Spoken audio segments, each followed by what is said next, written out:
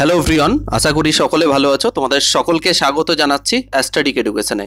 আজকে যে বিষয়টা নিয়ে কথা বলবো সেটা হচ্ছে অনেকের ইনকোয়ারি ছিল যে দাদা আমরা প্রিপারেশন কিভাবে শুরু করব, যেহেতু মার্চ 2026-এর মধ্যে পরীক্ষাটা হয়ে যাবে, আপার প্রাইমারি টেট অলরেডি হয়ে যাবে। অলরেডি অনেকে পড়াশোনা শুরু করেছো। অলরেডি আমাদের ফার্স্ট ব্যাচের তো আমি মনে করি অনেক এগিয়ে আছে এবং ওরা অনেক ভালো রেজাল্ট করবে। সেকেন্ড ব্যাচও শুরু হয়েছে। তো আমাদের জন্য বেস্ট স্ট্র্যাটেজি কী হবে? যারা সেলফ প্রিপারেশন করছো, নিজে প্রিপারেশন করছো, বা কোনো কোচিং সেন্টার যেখানেই করো না কেন, তো তোমাদের জন্য বেস্ট প্রিপারেশন কী হবে? তো আমরা আজকের ভিডিওতে আলোচনা করব সঠিক পরিকল্পনা কি হওয়া উচিত, স্ট্র্যাটেজি কি হওয়া উচিত, তোমার মাইন্ডসেট কেমন হওয়া উচিত। এটা খুবই খুবই খুবই একটা ইম্পর্টেন্ট কথা। ওকে, তো আমাদের 150 নম্বরের পরীক্ষা হবে, এটা প্রত্যেকে জেনে গেছো, এর আগের ভিডিওতে বলেছিলাম, যেখানে আমরা 120+ কিভাবে পেতে পারি। আজকের ভিডিওটা দেখে নাও, তারপরে তুমি বুঝতে পারবে যে তুমি কত কিছু জানো না আর কত কিছু জানতে পারবে। এইটুকু বলছি। এবার চলো, একটা আমি সুন্দর বাণী দিয়ে কথা বলছি। এখানে সত্যি কথা বলতে 150 হবে, এটা টাইপিং মিস্টেক হয়েছে, হ্যাঁ, এটা একটু ম্যানেজ করে নিও। তো এই বাণীটা খুবই ইম্পর্টেন্ট এবং আমি আমার জীবনে প্রচুরভাবে সহযোগিতা পেয়েছি। আজকের সঠিক পরিকল্পনাই আগামী দিনের সাফল্যের বীজ। আজকে তুমি যদি সঠিক পরিকল্পনা করো তাহলে নিশ্চিত রূপে বলছি আগামী দিনে তুমি এটার সঠিক সাফল্য পাবে। তোমার পরিকল্পনা যদি এলোমেলো হয়, তুমি এটা করছো ওটা করছো, এদিকে যাচ্ছ ওদিকে যাচ্ছ, চারিদিকে ঘুরে বেড়াচ্ছ, তাহলে কিন্তু তুমি সফলতা হওয়ার প্রবাবিলিটি প্রচুর কম। এইটুকু মাথায় রেখো।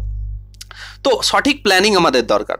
সঠিক প্ল্যানিং বলতে আমরা আপার প্রাইমারিতে শিক্ষক হতে চাই। তো এটা ওয়েস্ট বেঙ্গল যে সেন্ট্রাল স্কুল কমিশনের দ্বারা 3 প্রকারের শিক্ষক নিয়োগ করা হয়: SLST 9, 10, 11, 12 অ্যান্ড আপার প্রাইমারি। আমাদের আলোচনার বিষয় হচ্ছে আপার প্রাইমারি 6 to 8 শিক্ষক হওয়ার জন্য।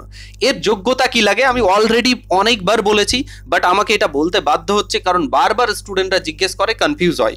হ্যাঁ, শোনো, প্রথম কথা, তোমার যদি গ্র্যাজুয়েশন এবং BSc থাকে, গ্র্যাজুয়েশন বা BSc বা BCom যাই কিছু থাকুক না কেন, তোমার যদি 50% নাম্বার থাকে, সঙ্গে B.Ed থাকে, তাহলে জেনারেল ক্যান্ডিডেট হিসেবে তুমি এলিজেবল। 5% ছাড় পাবে SC, ST, OBC, EWS, others category লোকেরা। ঠিক আছে, এই হচ্ছে ব্যাপার।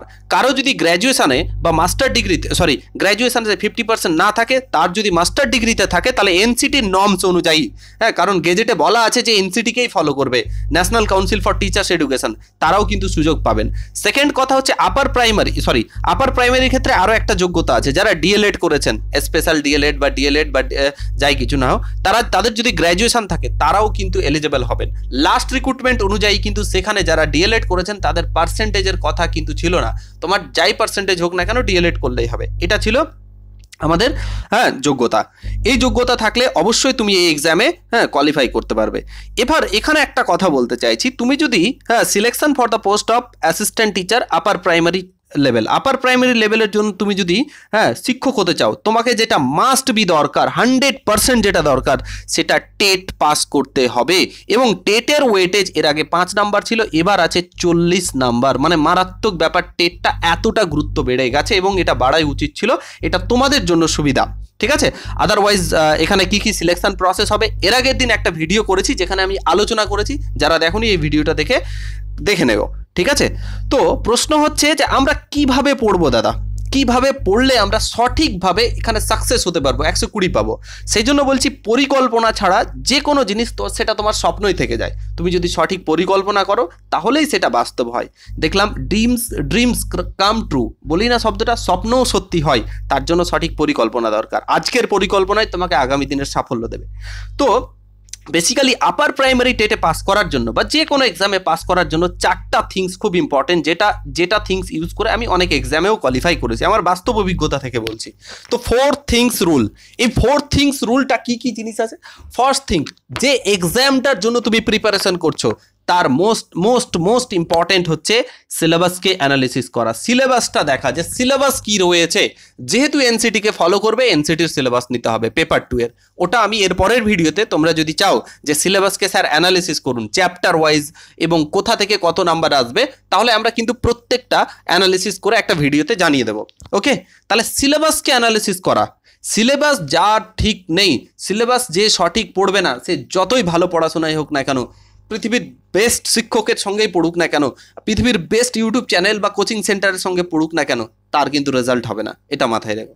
সেকেন্ড, সিলেবাসটাকে অ্যানালিসিস করো, কন্টেন্ট কি কি পার্ট পড়তে হবে তোমাকে। বাংলা আছে, ইংলিশ আছে, সিডিপি আছে, হিস্ট্রি আছে, জিওগ্রাফি যারা আর্টসের আছো, সায়েন্সের ম্যাথ আছে, ফিজিক্স আছে, কেমিস্ট্রি আছে, বায়োলজি আছে। তো ওইটাকে অ্যানালিসিস করো, কোন টপিক থেকে কতবার প্রশ্ন এসছে, কোন টপিকটাকে বেশি গুরুত্ব দিতে হবে, কোন জায়গাটা পড়তে হবে। হ্যাঁ, পড়তে তো হবেই, কিন্তু সঠিকভাবে পড়তে হবে, এটা খুব important. Next, most important, PYQ, previous year question, বিগত বছরের প্রশ্নকে অ্যানালিসিস করতে হবে। আচ্ছা, বিগত বছরের প্রশ্ন, আমাদের দুঃখের বিষয় যে বিগত 9 বছরে একটা প্রাইমারি টেট হয়েছে। তো একটা কোশ্চিন দেখে সব কিছু আইডিয়া লাগানো সম্ভব না, তবে 60-70% আইডিয়া লাগানো সম্ভব। ঠিক আছে, তো আমি এই জায়গায় দাঁড়িয়ে কি করব, আমাদের যে পশ্চিমবঙ্গ ছাড়া অন্যান্য রাজ্যে যে টেট হয়েছে পেপার 2 এর, যেমন ত্রিপুরায় হয়েছে, যেমন উত্তরপ্রদেশে হয়েছে, যেমন বিহারে হয়েছে, যেমন রাজস্থানে হচ্ছে, যেমন দিল্লিতে হয়েছে, যেমন সেন্ট্রাল টেট, বিশেষ করে সিটেট, হ্যাঁ সেন্ট্রাল টেট যেটাকে এনসিটিকে ফলো করে। তো এদের কোশ্চেন্সকে অ্যানালিসিস করা, যেহেতু এগুলো হিন্দি বা ইংলিশ ভার্সন হয়, এর বাংলা ভার্সন কোথায় পাবো, এর সোর্সকে অ্যাভেলেবেল করা, এটা আমি বলবো কোথায় তুমি পাবে, হ্যাঁ আমি সেটাও বলে দেবো। ঠিক আছে, তো এই 3টে জিনিস মোস্ট ইম্পর্টেন্ট। তার সঙ্গে যখন তোমার সিলেবাস দেখা হয়ে গেল, কন্টেন্ট রিসার্চ করা হয়ে গেল, তুমি এটা শেষ করলে প্রিভিয়াস ইয়ার কোশ্চিন নখদর্পণে সবসময় তোমার স্টাডি টেবিলে থাকা উচিত, বা যেখানে তুমি পড়ছো সেটা থাকা উচিত। তাহলে যখন তুমি এটা হয়ে গেল, তারপরে যেটা ইম্পর্টেন্ট সেটা হচ্ছে কি sir, practice. Very very very important, practice. Mock test কোথায় পাবো স্যার, মক টেস্ট পাওয়ার অথেন্টিক জায়গা কোথায় আছে সেটাও আমি বলবো। তাহলে মক টেস্ট আমরা কোথায় পাবো? প্রথম কথা, আমরা মক টেস্টের জন্য কি আলোচনা করব, প্রথমত আমরা প্রিভিয়াস ইয়ার কোশ্চিনকে দেখব, তারপরে সিটেড লিখেছি, সিটেডটাকে রপ্ত করতে হবে, প্র্যাকটিস, রিভিশন। হ্যাঁ, তো এটা দরকার। কেউ যদি যে কোনো এক্সাম হোক না কেন এই 4টে রুলসকে ফলো করে, সে তো পাস করবেই, আমি এইটুকু বিশ্বাস, মানে আমি নিজে করেছি, তো আমি অনেক বন্ধুদের দেখেছি, তো আমার অনেক সহপাঠী কোয়ালিফাই করেছে, তো এটা আমার বিশ্বাস। এরকম না যে আমি হঠাৎ করে এসেছি ইউটিউবে পড়াতে শুরু করে দিয়েছি, আমি অন্য ব্যাকগ্রাউন্ড থেকে এসেছি, চলে এসেছি। আমি সারা জীবন শুধু টিচিং এক্সামের জন্য পড়িয়ে গেছি, আর আগামীতেও পড়াবো। সেই জন্য বলছি, অথেন্টিক একটা ইউটিউব চ্যানেলকে করো। তোমার যদি মনে হয় যে আমাদের চ্যানেলটার দেখো 2-4টা ভিডিও, যদি মনে হয় না এই লোকটার মধ্যে বা এই দাদার মধ্যে কোনো কোয়ালিটিস আছে, টিচিং নিয়ে বোঝে, তাহলেই তুমি সাবস্ক্রাইব করো, না হলে ছেড়ে চলে যাও, উল্টোপাল্টা কমেন্ট করে চলে যাও, যেটা ভালো লাগবে। এইটুকু এত বড় চ্যালেঞ্জ দিচ্ছি, ঠিক আছে? তো এই হচ্ছে বিষয়। আচ্ছা, এবার রিভিশন করার একটা বড় পদ্ধতি, সেটা আমি বারবার বলি, আর এই আর পদ্ধতি যে অবলম্বন করবে তার রেজাল্ট হবেই হবে, তার 120+ হবেই হবে। এটা মিনিমাম আর বলতে ওই রাজামৌলি সাহেবের সিনেমা নয়। হ্যাঁ, মিনস রিভিশন। সিলেবাস শেষ করার পর প্রপার মিনিমাম 3বার রিভিশন যদি তোমার হয়ে যায়, রিভিশন তার সঙ্গে মক টেস্ট, এটা যদি ফলো করে নাও না, তুমি যেদিন পরীক্ষা দিতে যাবে সবাই পাস করতে যাবে আর তুমি র্যাঙ্ক করতে যাবে। এই কথাটা মাথায় রেখে দাও, আমরা পাস করতে যাব না, আমরা র্যাঙ্ক করতে যাব। এইটা জিনিস মাথায় রেখো, এই কনফিডেন্সটা রেখো। SLST পরীক্ষা অনেকের খারাপ হয়েছে, যে চাকরিহারা প্রার্থীরা চাকরি ওদের সম্ভাবনা বেশি, ফ্রেশার্সদের কম, সেটার আগুন এখানে যেন ঝরিয়ে দাও তোমরা। এই রকম করে প্রিপারেশন করো। এই রকমই প্রিপারেশন করার জন্য তোমাদের জন্য আমরা একটা ব্যাচ নিয়ে এসেছি। হ্যাঁ, যে ব্যাচটা আমি বলছি, আমি পশ্চিমবঙ্গের ইতিহাসে বলছি সব থেকে বেশি এই ব্যাচ থেকে রেজাল্ট করবে। আমাদের একটা ব্যাচ অলরেডি, একটা ব্যাচ আমাদের অনেক এগিয়ে গেছে, তো এটা সেকেন্ড ব্যাচ। এরপরে আমরা কোনো ব্যাচ নিয়ে আসবো না, এটা লাস্ট ব্যাচ। তোমাদের কাছে সুযোগ আছে, আজ থেকে ক্লাস শুরু হচ্ছে আমাদের, ঠিক আছে? ক্লাস, এটা হচ্ছে অর্জুন ব্যাচ। যারা ম্যাথের লোক আছো, সায়েন্সের লোক আছো, math and science, CDP, Bangla, English, গণিত এবং বিজ্ঞান পড়তে হবে। আর যারা আর্টসের আছো তাদের জন্য অগ্রগতি ব্যাচ। হ্যাঁ, সেটা হচ্ছে CDP, Bangla, English, social studies. এই 90 নাম্বার সেম হয়। 2500 টাকা, 2499 টাকা ব্যাচের কোর্স ফিজ আছে। বাট প্রথম 100 জনের জন্য 1199 টাকা পুরো কোর্স পেয়ে যাবে। আমরা এই ব্যাচটা 1 বছরের ভ্যালিডিটি রেখেছি। 4 মাসে থেকে 5 মাসের মধ্যে সিলেবাস শেষ করব, প্র্যাকটিস করব, রিভিশন করব, মক টেস্ট করব, সিটেডের কোশ্চেন করব, এত কিছু করব। শুধু এরকম না, একটা টপিক শেষ করার পর ওই টপিকের উপরে আপার প্রাইমারিতে কী টাইপের প্রশ্ন এসেছিল, সিটেডে কেমন এসেছিল, ত্রিপুরা টেটে কেমন এসেছিল, অন্যান্য রাজ্যের টেটে কেমন এসেছিল, পুরো বিষয়টাকে নিয়ে আলোচনা করব। তো এইটুকু যদি বিশ্বাস হয়, তাহলে প্রথম 100 জনের জন্য এই ব্যাচ কোর্সটা তোমরা নিতে পারো। তোমরা দেখো, তোমাদেরকে অথেন্টিক দেখাচ্ছি, দেখো অগ্রগতি ব্যাচ। আমি অর্জুন ব্যাচের স্ক্রিনশটটা লাগাইনি, ওটাও নামটাও লাগাতে হতো, ভুল হয়ে গেছে যদিও, সরি। অগ্রগতি ব্যাচ, দেখো এটা ব্যাচ 2 আপার প্রাইমারির, দেখো 85 জন অলরেডি অ্যাডমিশন হয়ে গেছে, ঠিক আছে? 85 জন, 15খানা আর সিট আছে, যারা 1199 পাবে, না হলে এটার প্রাইস কিন্তু বেড়ে যাবে, ঠিক আছে? 1 বছরের জন্য 1200 টাকায়, পার মাসে 100 টাকা করে পড়ে। জীবনে অনেক কিছু করো, কষ্ট করে এটা ইনভেস্ট করো, নিজেকে ইমপ্রুভমেন্ট করো, ঠিক আছে? হ্যাঁ, তাহলে তার জন্য কি করতে হবে স্যার? প্রথম কথা, তার জন্য তুমি গুগল প্লে স্টোর থেকে আমাদের অ্যাপটা ডাউনলোড করো, অ্যাস্টাডিক এডুকেশন লিখে। তারপরে তোমার ফোন নাম্বার দিয়ে সাইন ইন করো, যেটা নর্মালি হয়, নাম ফোন নাম্বার দিয়ে দিবে।